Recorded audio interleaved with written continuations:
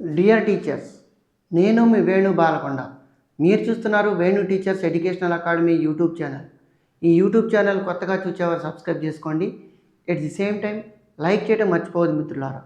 ఇక విషయంలోనికి వస్తే physical science మెథడాలజీని ఎట్లా ప్రిపేర్ అవ్వాలి, ఈ విషయానికి సంబంధించి ముందర మనకి ఫిజికల్ సైన్స్ మెథడాలజీలో ప్రధానంగా 11 యూనిట్లు ఉన్నాయండి. ఈ 11 యూనిట్లు మీకు ఆంధ్రప్రదేశ్ డిఎస్సికి ప్రిపేర్ అయ్యే అభ్యర్థులు ఎవరైతే ఉన్నారో ఈ అభ్యర్థులకి 20 మార్కులకు 40 బిట్లు వస్తాయి. ఈ 11 యూనిట్లలో 20 మార్కులకి 40 బిట్లు వచ్చినప్పుడు మరి ఒక్కొక్క చాప్టర్ ఎంత వెయిటేజ్ని కలిగి ఉంటుంది, లేదా ఒక్కొక్క చాప్టర్ యొక్క స్కోప్ ఏంటి, దాని యొక్క ఇంపార్టెన్స్ ఏంటి అనేది ఈ వీడియోలో చూద్దాం. ఎట్ ది సేమ్ టైం ఈ యొక్క ఫిజికల్ సైన్స్ మెథడాలజీకి ప్రిపేర్ కావాలంటే దీనికి ఏమైనా స్ట్రాటజీస్ ఉన్నాయా అనే అంశాలు కూడా మనం చాలా జాగ్రత్తగా గమనించినట్లయితే ఈ ఫిజికల్ సైన్స్ మెథడాలజీకి ప్రిపేర్ కావడానికి ఫస్ట్ మీ దగ్గర కొన్ని సాధనాలు ఉండాలండి. అంటే అవే ప్రిపరేషన్ యొక్క material.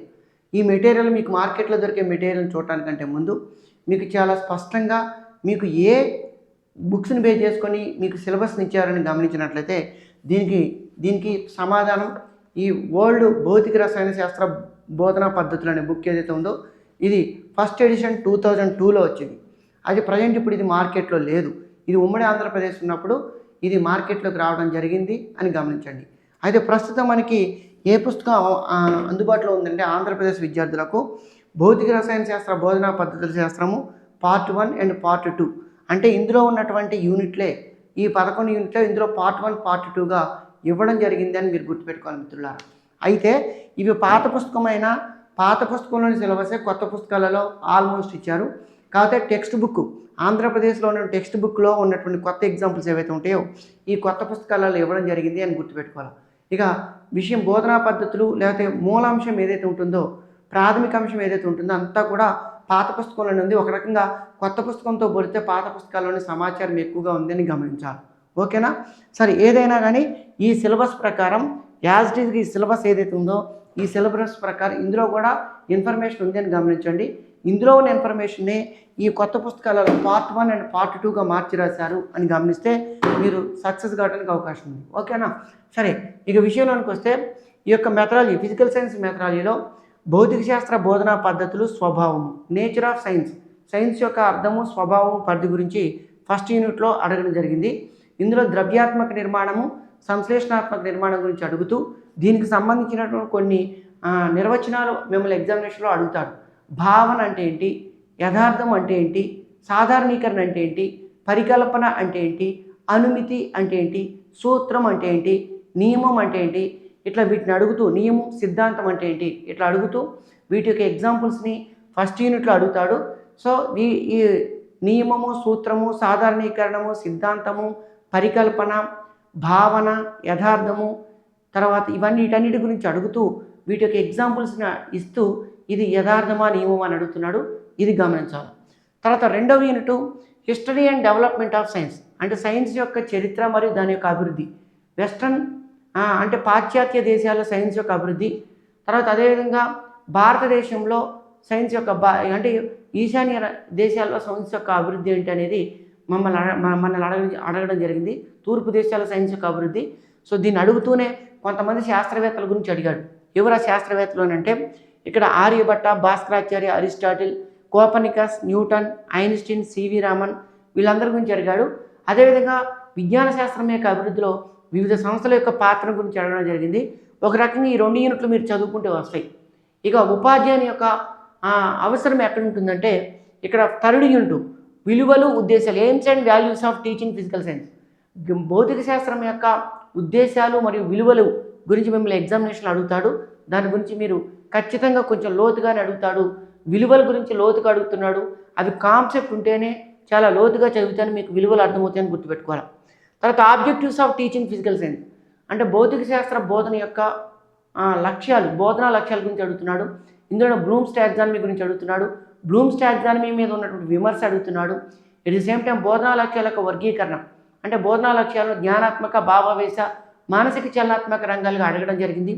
At the same time ఈ యొక్క బోధనా లక్ష్యాలు ఏవైతే ఉంటాయో వీటిని ఆచరణలో ఉన్నటువంటి బోధనా లక్ష్యాలు మన లెసన్ ప్లాన్ రాసేటప్పుడు ఏ బోధనా లక్ష్యాలను అయితే అనుసరిస్తున్నామో వాటి గురించి కూడా అడగడం జరిగింది. ఎక్కడా కూడా సిలబస్లో విద్యా ప్రమాణాలు అనే మాట తీసుకురానప్పటికీ మీరు విద్యా ప్రమాణాల గురించి కూడా ప్రిపేర్ అయితే ఎగ్జామినేషన్లో సక్సెస్ కట్టడానికి అవకాశం ఉంది. తర్వాత next approaches and methods of teaching physical science, అంటే భౌతిక శాస్త్ర బోధన ఉపగమాలు, అంటే ఆగమన ఉపగమం, నిగమన ఉపగమం, ఉపన్యాస పద్ధతి, ఉపన్యాస ప్రదర్శన పద్ధతి, చారిత్రక పద్ధతి, ఎట్ ది సేమ్ టైం ఇక అన్వేషణ పద్ధతి, పరికల్పన పద్ధతి, సమస్య పరిష్కార పద్ధతి, ప్రయోగశాల పద్ధతి, ఈ విధంగా బృంద బోధన, మైక్రో టీచింగ్, అదేవిధంగా CI computer assistant instruction, computer assistant learning. ఓకేనండి, ఇట్లాంటి అంశాలు ఏవైతే ఉంటాయో ఇవన్నీ కూడా 5th యూనిట్లో అడగడం జరిగింది. ఒక రకంగా మీకు ఇచ్చిన అన్ని యూనిట్లలోకెల్లా చాలా పెద్ద యూనిట్ ఏదైనా ఉంది అంటే అది 5th యూనిట్. 5th యూనిట్ నుంచి ఖచ్చితంగా 10 నుంచి 12 బిట్ల మధ్య పట్టడానికి అవకాశం ఉంది. చాలా ఎక్కువ బిట్లు రావడానికి 5th యూనిట్ అవకాశం ఉంది, గమనించండి.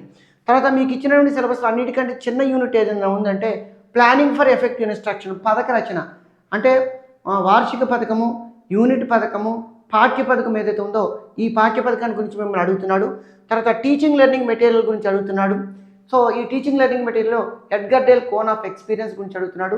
బోధనోపకరణాల యొక్క వర్గీకరణ గురించి అడుగుతున్నాడు. సాధారణ వర్గీకరణ అని, సాంప్రదాయ వర్గీకరణ అని, మితి ఆధారంగా అంటే ద్విమితీయ ఉపకరణాలు, త్రిమితీయ ఉపకరణాలని, జ్ఞానేంద్రియాలకు అనుభవాలు కలిగించే పద్ధతిని బట్టి ఉపకరణాలు ఎన్ని రకాలు, అదేవిధంగా ఎన్సీఆర్టీ వారి వర్గీకరణ ఏంటి, ఇత్యాది రకాలన్నీ కూడా బోధనోపకరణాలలో ఉంటాయి అని గమనించాలి.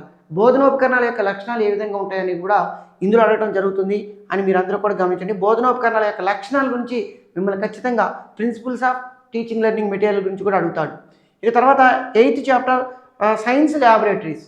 అసలు సైన్స్ ల్యాబొరేటరీలో ఎన్ని రకాలు ఉన్నాయి, తర్వాత ఈ సైన్స్ ల్యాబొరేటరీలో ఏదైనా ప్రమాదాలు జరిగినప్పుడు ఎటువంటి జాగ్రత్తలు తీసుకోవాలా, కంట్లో ఆమ్లం పడినప్పుడు కానీ, లేకపోతే మంట అంటే శరీరం గాయమైనప్పుడు కానీ ఇత్యాది జాగ్రత్తలు, అదేవిధంగా ప్రయోగశాలలో మనం ఉపయోగించే వివిధ రకాల రిజిస్టర్లు ఏవైతే ఉంటాయో వాటన్నిటి గురించి కూడా ఈ యూనిట్లో అడగడం జరుగుతుందని గమనించండి. తర్వాత ఫిజికల్ సైన్స్ కరిక్యులం, అంటే భౌతిక శాస్త్ర విద్యా ప్రణాళిక గురించి అడుగుతున్నాడు. దీన్ని పాఠ్య ప్రణాళిక కూడా అంటారు. మరి పాఠ్య ప్రణాళిక నిర్మాణ సూత్రాలు, పాఠ్య ప్రణాళిక ఆచరణాత్మక ఉపగమాలు, పాఠ్య ప్రణాళిక నిర్మాణాత్మక సూత్రాలు 12 ఆచరణాత్మక ఉపగమాల గురించి మీరు నేర్చుకోవాలా. ఎట్ ది సేమ్ టైం ఈ యొక్క పాఠ్య ప్రణాళిక నేషనల్ కరికులం ఫ్రేమ్వర్క్ నుంచి అసలు భౌతిక శాస్త్రం గురించి ఏం చెబుతుంది, నేషనల్ కరికులం ఫ్రేమ్వర్క్ 2005. సో ఇత్యాది అంశాలన్నీ కూడా మీరు భౌతిక శాస్త్ర పాఠ్య ప్రణాళికల గురించి మీరు నేర్చుకుంటారు. ప్రస్తుతం భౌతిక శాస్త్ర పాఠ్య ప్రణాళికలో ఉన్నటువంటి లోపాలు ఏవైతే ఉంటాయో ఆ లోపాలు కూడా అడుగుతున్నాడు. ఇక తర్వాత 10th unit non formal science education. ఇందులో విజ్ఞాన శాస్త్ర క్లబ్బులు, తర్వాత విజ్ఞాన శాస్త్ర ప్రదర్శనలు, వైజ్ఞానిక ప్రదర్శనలు అంటారు. వాటి యొక్క ప్రయోజనాలు ఏంటి, వాటి యొక్క నిర్మాణం ఆర్గనైజేషన్ ఎలా ఉంటుంది, వీటి యొక్క ప్రయోజనాలు ఏంటి అనేది కూడా అడుగుతూ ఉంటున్నారు. అదేవిధంగా సైన్స్ లైబ్రరీ, అంటే విజ్ఞాన శాస్త్ర గ్రంథాలయం ఎలా ఉంటుంది, అదేవిధంగా సైన్స్ అభివృద్ధిలో వివిధ రకాల స్వచ్ఛంద సంస్థల యొక్క పాత్ర, కేరళ సాహిత్య పరిషత్ అని, తర్వాత జన విజ్ఞాన వేదిక అని, ఇత్యాది అంశాలు, ఏకలవ్య ప్రాజెక్ట్ అని, ఇత్యాది అంశాల గురించి కూడా మిమ్మల్ని అడుగుతూ జరుగుతుంది 10th యూనిట్లో. ఇక ఫైనల్గా 11th యూనిట్ ఎవాల్యూషన్, మూల్యాంకనం.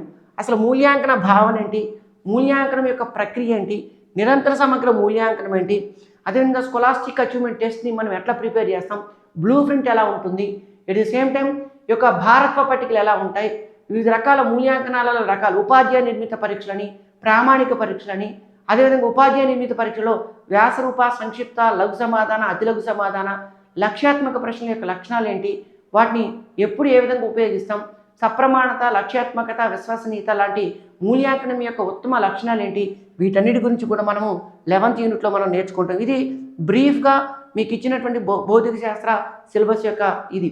మరి దీన్ని ఎట్లా ప్రిపేర్ కావాలి, మీరు ఎప్పుడైనా సరే గుర్తుపెట్టుకోండి, పాఠం చెప్పే ఉపాధ్యాయుడు ఆఫ్లైన్లో పాఠం చెప్పి ఉండాలి. ముఖ్యంగా బీఎడ్ కాలేజీలు చెప్పు ఉండాలా, కోచింగ్ సెంటర్లో కొన్ని రకాల బ్యాచ్లు చెప్పుంటే అటువంటి ఉపాధ్యాయుడు మనం అనుభవమైనటువంటి ఉపాధ్యాయుడు అని అంటారు. సో నేను ఈ భౌతిక శాస్త్ర బోధనా పద్ధతులు ఏవైతే ఉంటాయో దీన్ని చాలా సంవత్సరాలు ఆఫ్లైన్లో చెప్పున్నాను, చాలా బ్యాచ్లకు చెప్పున్నాను. సో కాబట్టి ఈ సిలబస్ ఏదైతే ఉంటుందో సిలబస్ మీద నేను చాలా క్లారిటీగా అవగాహన ఉన్నటువంటి వ్యక్తిని, చాలామంది జాబులు కొట్టడానికి ప్రేరేపించినటువంటి వ్యక్తిని, చాలామంది భౌతిక శాస్త్ర బోధనా పద్ధతులు క్లాసెస్ విని జాబులు పొందారు. మీరందరూ కూడా Venu teachers educational academy app యొక్క లింక్ కింద డిస్క్రిప్షన్లో ఇస్తున్నాం. ఈ డిస్క్రిప్షన్ లింక్ని క్లిక్ చేసిన ఆ యాప్ను డౌన్లోడ్ చేసుకోండి. నేను రేపటి నుంచి, మీరు జాగ్రత్తగా గమనించండి, రేపటి నుంచి ఆన్లైన్లోనే మీకు లైవ్ క్లాసుల ద్వారా మరియు రికార్డెడ్ వీడియోస్ ద్వారా మీ అందరికీ ఫిజికల్ సైన్స్ బోధనా పద్ధతులు అందిస్తాను. ఎవరైతే ఈ వీడియోని చూస్తారో ఈ వీడియోని మీ మిత్రులందరికీ షేర్ చేయండి. ఎట్ ది సేమ్ టైం దీన్ని లైక్ చేయడం మర్చిపోద్దు మిత్రులారా. మీ అందరికీ ఆన్లైన్లో మీకు లైవ్ క్లాసెస్ ఉంటాయి. రికార్డెడ్ వీడియోస్ కూడా రేపటి నుంచి నేను ప్రొవైడ్ చేస్తున్నాను, గుర్తుపెట్టుకోండి. ఓకేనా?